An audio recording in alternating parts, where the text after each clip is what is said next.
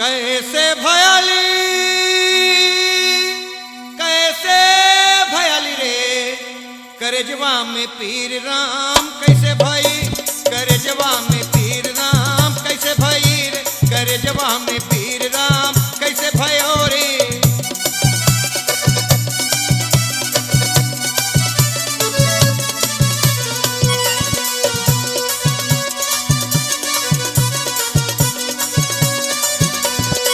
जब से सुनाऊं पिया मीठी मुरलिया,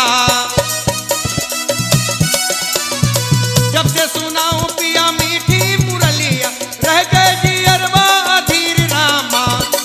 कैसे भई हाँ कैसे भई रे करजवा में, कैसे भई रे करजवा में पीर राम, कैसे भई रे कैसे भई रे करजवा में पीर, कैसे भयल रे कैसे भयल।